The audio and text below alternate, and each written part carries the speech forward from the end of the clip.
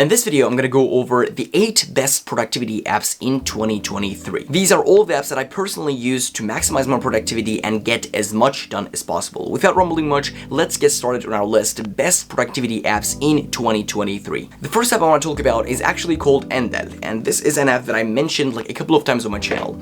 This app basically creates sounds for you to focus better. Whether you are studying, you're reading, you're meditating, like the app basically creates those sounds which are not like music, because like there's no lyrics. It's like a scientific sound. It's more like a noise, but it's not like a disturbing noise. It's more like a comfortable noise that you basically listen to while you're studying. For example, they have a sound for studying that makes you study better. They have a sound for reading that makes you understand probably better.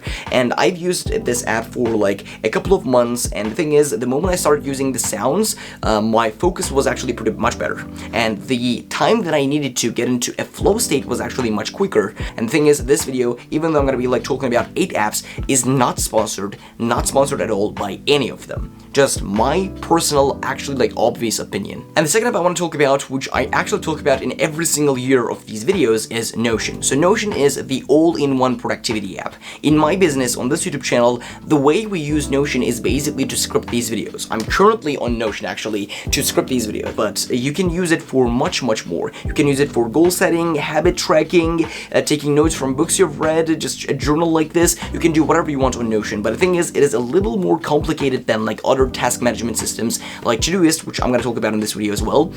So if you want like one app that you can use for everything when it comes to productivity, your management, your like just everything when it comes to productivity, you can check out Notion. And my friend Dimitri, which his channel is like this, he actually consults like professionals when it comes to using Notion and how they can use Notion to become more productive. So you can check out his channel as well if you want to like get some free and awesome Notion tips. The third app on our list, best productivity apps of 2023, is going to be essentially Meditopia, which is a meditation app. So in this Meditopia, which is actually the app right here, which I'm going to show you guys right now, there are like 2 types of meditation that you can do, which is, the first one is like guided meditation, which is someone tells you what to do, like relax your arms, relax like with your breath, just breathe in, breathe out, and do all that stuff, which I kind of don't like that. I like to meditate to basically a sound, a natural sound, which they have like a ton of them. This is the reason why I use this app, and this is the reason why there are so many options out there when it comes to meditation apps, but this is my favorite. So as you can see, like there are so many different natural sounds that you can listen to, and let me just read you a couple of them.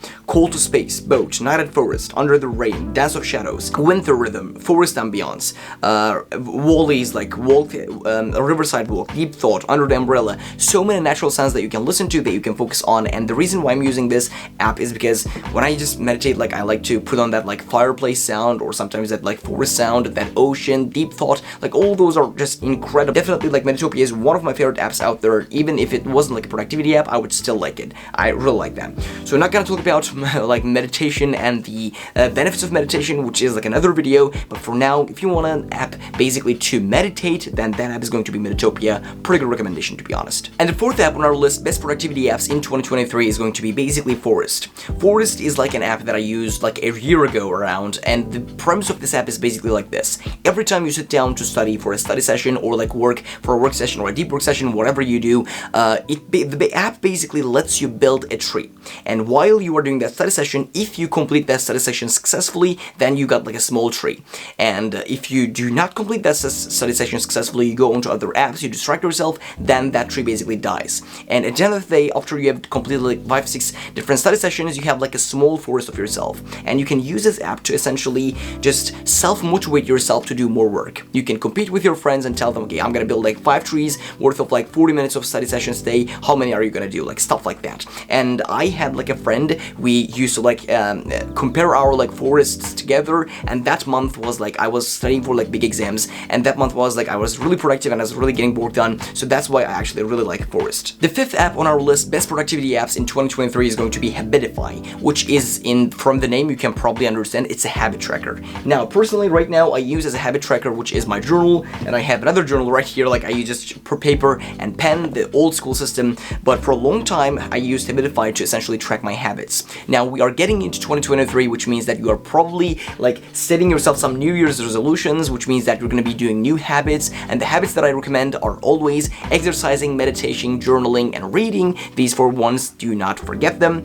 And you can use Habitify to essentially keep yourself consistent and accountable into those habits. You go into app, you enter the habit that you want to do, you want to essentially enter like how many days a week you want to do that, and the thing is, if you want to build the habits, probably do them like every single day, reading 10 minutes a day, even 10 minutes a day, every single day is going to be a good thing, a really good thing. I was really consistent in waking up early and doing my habits in the morning, because the thing is, when you have like an app and you have like this streak going on, you don't really want to break that chain, you don't really want to break that streak, so you actually continue doing those habits. So the 5th best productivity app, but yeah, one thing I forgot to tell is, these are not like, okay, this is the best, this is second best, third best. These are just 8 productivity apps that are going to be really awesome in 2023.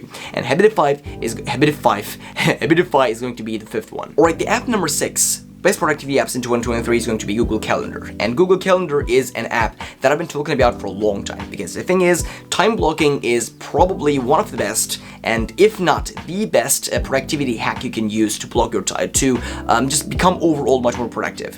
When it comes to Google Calendar, I know that a lot of people are going to be like, oh, I can't use a calendar because like my days are always different. Yes, my days are always different as well, but if you have like a plan that you know you probably need to like focus on this week, then you're going to be extremely productive. So go into Google Calendar and create yourself a weekly plan.